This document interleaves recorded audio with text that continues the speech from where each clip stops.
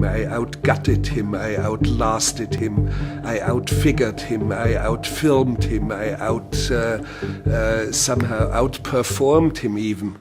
At 82, Werner Herzog sat down with 60 Minutes and quietly rewrote film history. One of their chiefs said, "We were afraid, but don't you believe we were afraid of this screaming madman? They were afraid of me because I was so quiet." With the calmness of a man who's seen too much, he dropped a revelation that left the room silent. I actually helped him write it. He meant Klaus Kinski's unhinged autobiography, the one that called Herzog a hateful, malevolent creep. And yet, that was just the beginning. From abuse allegations to near-deadly outbursts, Herzog's confession exposes a toxic partnership so volatile it veered into madness. But to understand why he'd help Kinski ruin him, we have to go back to where it all began. The boarding house nightmare. This story doesn't start on a film set or a festival stage. It starts in 1955 in a cramped boarding house in Munich, where a 13-year-old Werner Herzog shared a roof, and eventually a nightmare, with Klaus Kinski. At that point, Herzog wasn't a director. He wasn't even thinking about movies. He was just a quiet, observant boy trying to navigate post-war Germany with his mother and older brother. And then this homeless actor moved in. His name was Klaus Kinski, and he took over the building like a violent storm in a glass jar. Kinski didn't just live in the boarding house, he detonated inside it. According to Herzog, it started with screaming. Not the kind you'd expect from a frustrated actor rehearsing lines, but raw, furious howls that lasted 10 hours at a time. Kinski would lock himself in the bathroom and unleash what can only be described as performance art meltdowns, screeching, sobbing, shouting monologues to no one, with such intensity it shattered windows and terrified the neighbors. And this wasn't a one-time thing. He did it regularly. In one infamous stretch, Kinski stayed locked in that tiny bathroom for almost 2 full days, smashing furniture, tearing pipes from the walls, and ripping tiles off with his bare hands. He destroyed everything down to the toilet seat, leaving nothing but wreckage. When the landlord finally got inside, the bathroom looked like it had survived a small war.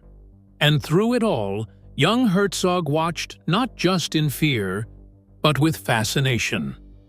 This was Herzog's first exposure to true, unfiltered mania. And he didn't run from it. Instead, he studied it. Every gesture, every tantrum, every muttered insult became a data point in his growing internal map of human extremes. While the rest of the house tiptoed around Kinski like he was radioactive, Herzog treated him like a living science experiment. And the results were terrifying. Herzog would later recall how Kinski once tried living naked in a room completely filled with leaves. Just imagine that for a second. A grown man, nude, surrounded by dead foliage, convinced he was achieving some kind of artistic purity. It was a performance blended with madness, and for the young Herzog, it burned itself into memory. But here's where things get stranger. Even after witnessing all of it, the violence, the sotonipina, the psychological volatility, the damage, Herzog wasn't repulsed. He was intrigued, because inside the chaos, he saw something he didn't fully understand at the time: raw, creative energy. Dangerous, yes, but magnetic, like staring into a lightning storm and feeling the pull instead of running away. And that's the seed that never left him. At 82, when Herzog finally exposed the full depth of what went on between him and Klaus Kinski, this is where it all led back to. That boarding house, that teenager, that first scream through a thin bathroom wall. It was his origin story, not just as a director, but as someone who would spend the rest of his life chasing the limits of human obsession. Because what do you do when your introduction to genius is also an introduction to madness? Herzog says now that Kinski taught him something no school ever could: how to survive the unpredictable and direct people who don't follow direction, how to balance on the knife edge between art and insanity without falling in. He learned it not through theory or training, but by simply coexisting with the most volatile man he'd ever met. And in a way, that nightmare became his blueprint. So, when producers in the 1970s were too scared to work with Kinski, when everyone else had written him off as impossible, Herzog didn't hesitate, because he already knew how to handle him. He'd been preparing since he was 13. And more than that, he wanted to, because despite everything, despite the trauma, the destruction, the reputation that Kinski dragged behind him like a corpse, Herzog believed that inside that fury was a force no other actor could match. But the cost? That was something no one, not even Herzog, could have predicted. Because when he finally picked up the phone 20 years later, when he called Klaus Kinski in the middle of the night to offer him the lead in Aguirre, he wasn't just hiring an actor. He was inviting his monster back in. And what happened next would mark the beginning of one of the most dangerous collaborations in film history, one that nearly ended with blood on the jungle floor. The birth of Beautiful Madness. It started with a phone call at 3 a.m. Werner Herzog had just finished writing the script for Aguirre, The Wrath of God, a fever dream of a film set deep in the South American jungle, loosely based on the real-life story of a conquistador who went mad searching for El Dorado. It was brutal, unhinged, hallucinatory, everything Herzog loved, and there was only one person who could play Aguirre. So he called Klaus Kinski. Now remember, they hadn't spoken in years. But Herzog knew exactly what he was doing. He mailed Kinski the script and waited for the explosion. And sure enough, when the phone finally rang, it didn't just ring, it roared. Kinski was screaming so violently that Herzog could barely make out the words. Insults, howls, and slurred fury, all pouring through the receiver. But what most people would have taken as rejection, Herzog took as a green light. As he later put it, "That's when I knew he loved it." Because in Kinski speak, rage meant yes. That call kicked off what would become one of the most infamous productions in film history. Herzog didn't just cast Kinski in Aguirre. He brought him into the middle of the Amazon rainforest, handed him a sword and said, "Now, go mad." And Kinski delivered. The filming conditions were beyond rough. The cast and crew lived on rafts, floating down swollen jungle rivers, surrounded by insects, humidity, and exhaustion. There were no trailers, no safety nets, and no studio execs looking over shoulders. Just mud, heat, and this madman of a lead actor slowly unraveling in the middle of it all. At one point, Kinski threatened to leave the shoot entirely. He wanted out. The rain, the delays, the hunger, it had pushed him to the edge. But Herzog wasn't about to lose his star. So he calmly walked over, pulled out a gun, and told Kinski, "If you leave, you'll make it to the next bend in the river, and then I'll shoot you. And then I'll shoot myself." Kinski stayed. That wasn't bravado. That was how far Herzog was willing to go to protect the madness he'd built. Because he wasn't just directing a film, he was conducting chaos like an orchestra. And Kinski was his first violin. And Kinski, for all his instability, gave a performance that burned through the lens. His Aguirre wasn't just insane, he was haunting, delirious, violent in a way that felt almost too real. Which brings us to the helmet incident. During one scene, Kinski was told to wear an authentic 16th century style helmet. Heavy, uncomfortable and impossibly hot in the jungle sun. Kinski threw a tantrum. Not the usual screaming. He hurled the helmet off camera, nearly hitting a local crew member. The crew retaliated by replacing the helmet without telling Kinski, and during the next take, the metal piece slammed back onto his head mid-shot. Kinski exploded. Chairs were thrown. People ran. But Herzog didn't flinch. He kept rolling. Because that was the thing about Herzog. He wasn't afraid of Kinski. He understood him. They both thrived on edge, on tension, on that feeling that everything could fall apart at any second. Herzog once described it as the ecstasy of truth. Not truth like facts, but the deeper kind. The kind that bubbles up when people are sleep-deprived, emotionally raw, and trapped in a floating jungle set for weeks at a time. Speaking of floating, yes, they actually lived on rafts. The camera crew slept beside snakes. Food spoiled. Supplies ran low. At one point, the film's production boat got stuck in rapids, and the entire crew had to push it through with ropes while trying not to get dragged under. And Kinski? He started having full-blown episodes. One day, after a bad take, he screamed that the monkeys were conspiring against him. That's not a metaphor. He meant it. So Herzog did what only Herzog would do. He found a local veterinarian, rented several dozen monkeys, and released them onto the set for the final scene. When Kinski showed up and saw them everywhere, he was so confused and disoriented that he slipped into character without a fight. And the cameras rolled. That monkey scene ended up becoming the film's final image. Kinski, alone, spinning on a raft, surrounded by chattering chaos, completely gone. No script, no stage direction, just madness captured in real time. And here's the thing, it worked.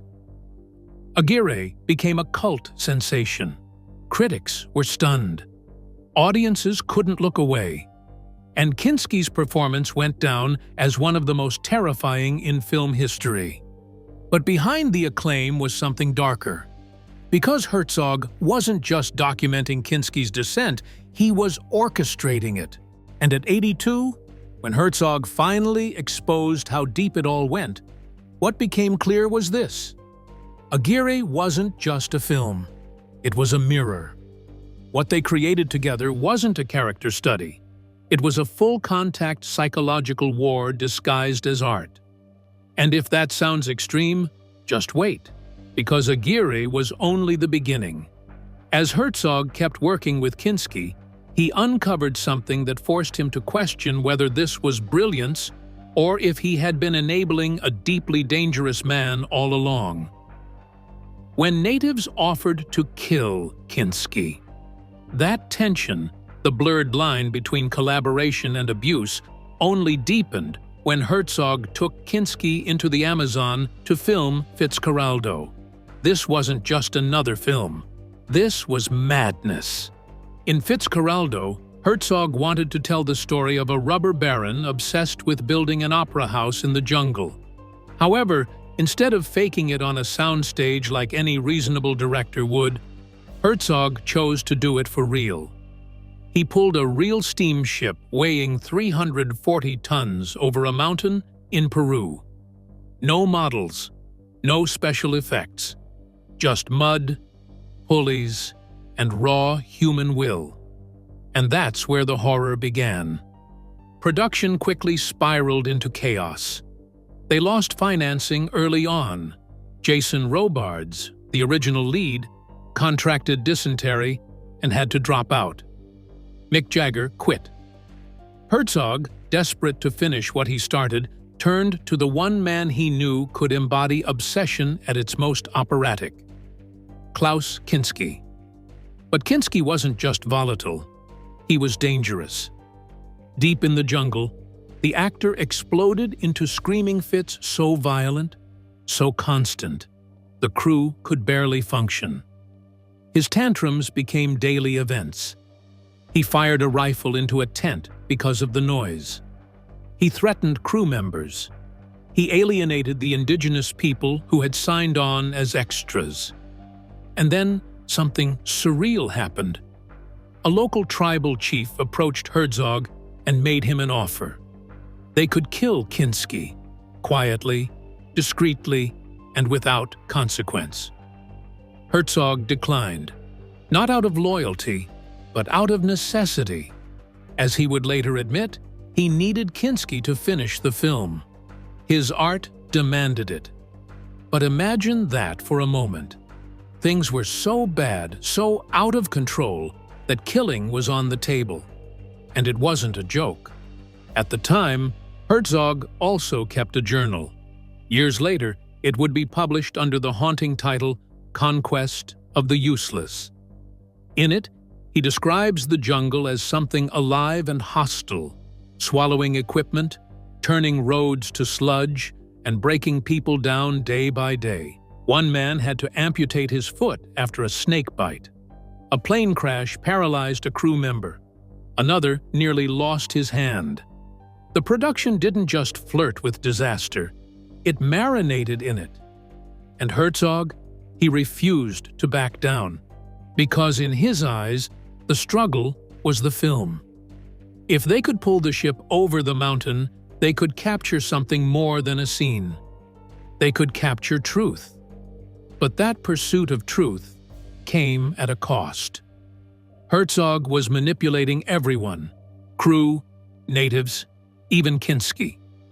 In one infamous moment, he reportedly encouraged the tribe to direct their real-life rage at Kinski during a scene.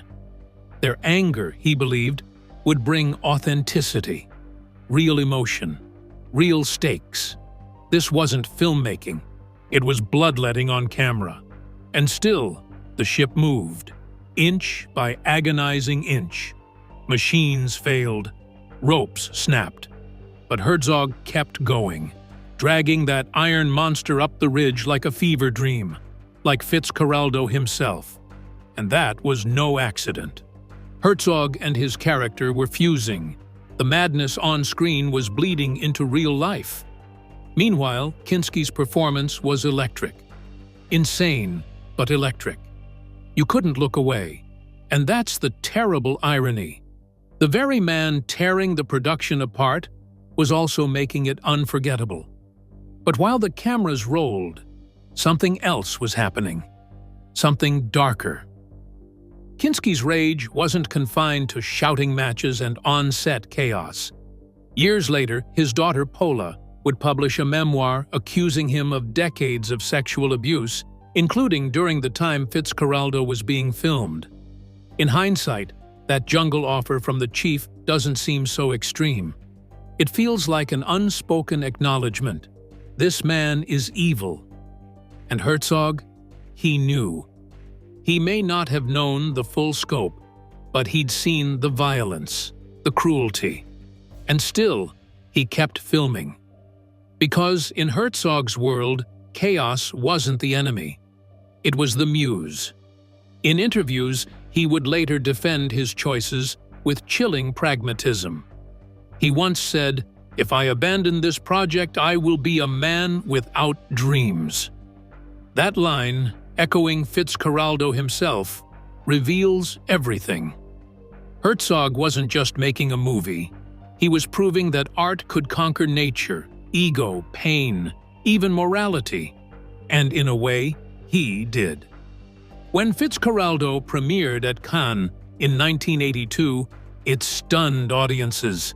Herzog won Best Director. Critics called it a triumph.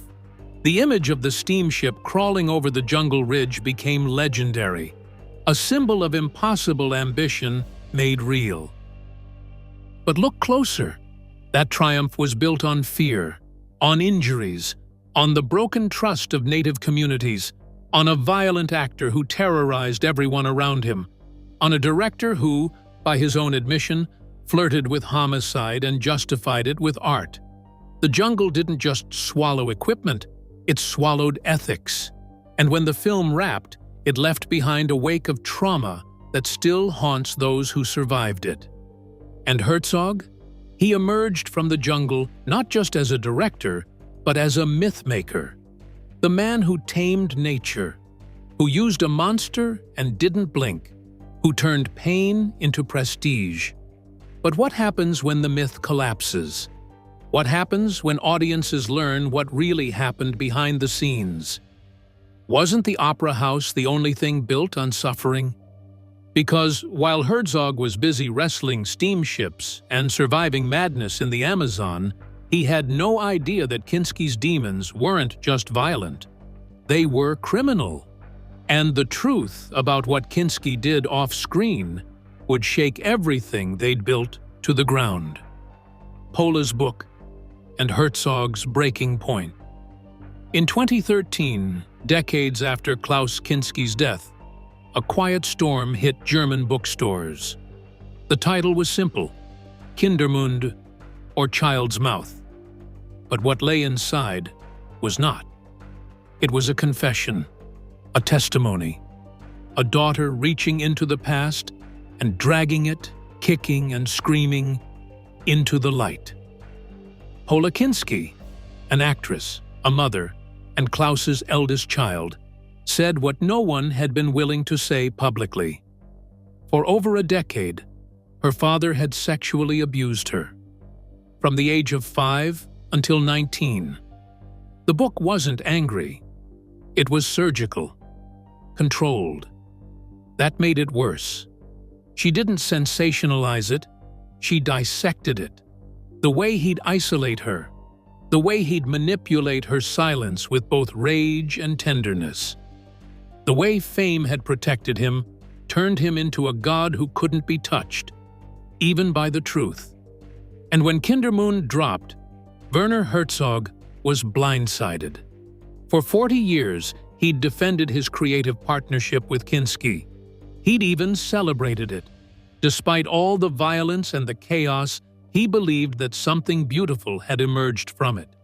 That Aguirre and Fitzcarraldo were proof that you could wrestle with madness and still find truth. But Pola's book shattered that illusion. In interviews afterward, Herzog's voice changed. The man known for his stoic, almost mythic presence became quiet, measured, almost ashamed. He admitted he hadn't known, that none of them had. He said if he'd had even the faintest hint, he would have walked away not just from the films and Kinski himself. Because the thing is, Herzog could rationalize the on-set violence. He could justify the yelling, the threats, and even the gunfire. He'd called Kinski a maniac, yes, but also a genius. That duality, the artist and the beast, was something he believed he could control, something he even used. But Pola's story wasn't about madness. It wasn't about artistic temperament. It was about evil. And you can't film your way around evil. For the first time in his life, Herzog began to question not just his choices, but also his legacy. He said in one interview that if he had known, he would never have made those films. That Fitzcarraldo, that cinematic mountain of ambition, would have remained unfinished. And for a man like Herzog, that's not a small thing to say. Because those films didn't just define Kinski, they defined him. The man who dragged a ship over a hill. The director who flirted with death in the Amazon. The filmmaker who stared into chaos and dared it to blink first. But now, chaos had won. Because what Pola revealed was that all those years, while Herzog was trying to capture the sublime, he was working with a man who was committing unspeakable crimes behind closed doors, and it changed the way people saw the work. Suddenly, Aguirre didn't just feel like a performance, it felt like a confession. That unhinged stare, that grotesque magnetism, it wasn't just acting. It was something darker, something real, something no camera should have been pointed at. Critics began to revisit those films, to question what role Herzog played in shielding Kinski from accountability, whether knowingly or not he had enabled a monster. And for Herzog, that question hurt more than any machete or jungle fever. Because he wasn't just an artist, he was a witness, and maybe, without realizing it, an accomplice. And this is where things get uncomfortable. Because Herzog didn't look away out of malice. He looked away because he was obsessed with his vision, with his work, with the idea that art was worth suffering for. But what if that very obsession, his refusal to abandon the impossible, allowed something truly horrific to flourish right in front of him? In the years since Kindermund, Herzog has distanced himself more and more from the Kinski myth, not by erasing it, but by acknowledging its full weight. When asked about the allegations, he doesn't hedge. He believes Pola, fully, without condition. He said in a 2023 interview, "I was horrified. I had no knowledge, none. If I had, I would have broken off all contact. I would have condemned him immediately. But I didn't know. I really didn't." And you believe him. Because Herzog isn't the kind of man who lies to save face. He's built his entire career on confrontation, with danger, with failure, with death. But for the first time, he was confronted by something he couldn't rationalize, something beyond even his tolerance for darkness. And maybe that's why, at 82, he finally admitted something else. That Klaus Kinski, My Best Fiend, his 1999 film that was meant to capture the wild beauty of their collaboration, was incomplete. That, in hindsight, was too forgiving, too nostalgic. That he hadn't asked the right questions, or maybe hadn't wanted to. Because confronting the full truth of Klaus Kinski doesn't just rewrite their films, it rewrites Herzog's story. The myth of the fearless filmmaker becomes something more fragile, a man who stared into the abyss and missed what was hiding in the shadows. And maybe that's the real tragedy, that in chasing something eternal, something beautiful and wild and untamed, Herzog couldn't see the real danger. Not in the jungle, not in the chaos, but in the man right beside him. And the question that haunts it all is this: was it worth it? Herzog's 82-year-old confession. And just when you think it's over, just when you think the worst of Klaus Kinski has already been unearthed, Werner Herzog, at 82 years old, goes on 60 Minutes and calmly drops a detail that rewrites everything.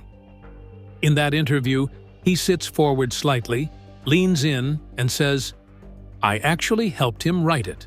He's talking about Kinski Uncut, Klaus's infamous autobiography, the same one that compared Herzog to a filthy sewer rat and a godless, creeping, hateful, malevolent creep.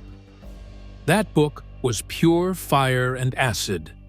It scorched reputations and rewrote memories. And yet here's Herzog, almost chuckling, saying he helped Kinski write some of the nastiest parts of it. Not only that, he says he literally brought a dictionary and a thesaurus to Kinski's house to help him make the insults more creative. They sat together, flipping through pages, trying to find the most vicious ways to describe Herzog himself. That's not self-deprecating. That's something else. Because who does that? Who helps someone sharpen the knife they're going to stab you with, then hands them the blade and says, "Try twisting it a little"? And Herzog's answer? It was a performance. A kind of mutual role play. He calls it a form of therapy, though he's quick to add that he was the therapist, not the patient. That dynamic, Kinski as the patient, Herzog as the enabler, isn't just chilling, it's illuminating. For years, people wondered how their collaboration lasted so long, Despite the screaming, the threats, and the literal killing plots, now it's clear. Herzog wasn't just surviving Kinski, he was managing him. And in his memoir, Every Man for Himself and God Against All, published in 2023, he finally lays it bare. The chaos wasn't accidental, it was curated. Kinski's rants, his outbursts, his messiah complex. Herzog says he knew how to channel all of it into performance. He says Kinski was unbearable, but that unbearable was the whole point. In one passage, he describes the two of them openly discussing how they'd kill each other, not in some offhand, poetic way. He means practically. Kinski once told him, flat out, that he'd shoot him. Herzog responded by saying if Kinski ever tried, he'd put 8 bullets in his heart and make sure the 9th was for himself. Now, imagine reading that and then watching Aguirre, The Wrath of God. Suddenly, it's not a movie anymore. It's a live grenade with the pin barely in. But here's the twist. Herzog still claims he's clinically sane. He says it proudly, like someone who's been tested. And maybe he has. Because while Kinski was all instinct, ego, and destruction, Herzog was a cold calculation. He was the architect, the one who knew how far he could push without getting burned, until, of course, it all blew up. So the question isn't whether Herzog enabled Kinski, it's whether he did it on purpose. Because if you know someone is unstable, dangerous even, and you keep them close, feed their delusions, and use their rage to fuel your art, what does that make you? Is it genius? Or is it complicity? And that's what makes Herzog's confession on 60 Minutes so powerful. Not because it's loud, but because it's calm. There's no apology, no regret. Just this eerie sense that he's finally telling the truth. Because, well, what else is left? And it reframes everything. The violence, the abuse, the art, the myth of the noble madman and his suffering genius director, it collapses. What we're left with isn't two artists battling each other for cinematic immortality. It's something more intimate, more disturbing. One man was trying to make sense of a monster he had helped keep alive. And as we sit with that, one final question lingers. In the end, who was really exposing whom? The legacy of two madmen. Who exposed whom? And now, with Herzog's confession echoing in the air, we're left with a final, uncomfortable truth. At 82, Werner Herzog didn't just expose Klaus Kinski. He exposed himself. Because this wasn't just a toxic partnership, it was a codependency wrapped in cinema. Kinski, unpredictable and monstrous. Herzog, calculated and controlling. One man burned everything down. The other filmed it. Herzog's recent memoirs and interviews, including that calm 60-minute moment, reframe their story as a form of mutual destruction disguised as art. Every scream on set, every meltdown, every near killing, it wasn't just tolerated, it was crafted. Because Herzog knew that chaos on screen required chaos off camera. And maybe, just maybe, he kept the volcano erupting because it made the images more powerful. And those 5 films, Aguirre, Fitzcarraldo, Wojciech, Nosferatu, and Cobra Verde, they're not just cinematic triumphs. They're living artifacts of a relationship that blurred the line between brilliance and abuse. Watch them now, and they feel like evidence. Documents of a madness too compelling to ignore, but too disturbing to romanticize. Today, we talk a lot about enabling, about what it means to let cruelty slide for the sake of talent. And Herzog, despite everything, still calls Kinski one of the greatest. He condemns the man's abuse, but still defends the art. And that's the moral puzzle. Can something so beautiful come from something so broken and still be worth it? Herzog's revelations haven't just changed how we see Kinski. They've shattered the myth of the mad genius as untouchable. Because in exposing Kinski's violence, he's also revealed the quiet complicity that kept it going. In the end, the question isn't just what Kinski did, it's what Herzog allowed, and what we, as audiences, continue to celebrate. Maybe the real story here isn't about Klaus Kinski at all. Maybe it's about the cost of genius, and who pays it. And maybe that's the strangest part. At 82, Werner Herzog exposes Klaus Kinski not with rage, but with clarity, with sorrow, with distance. So the real question isn't why Kinski exploded, but why Herzog stayed. And when genius demands that kind of loyalty, what does it cost everyone else?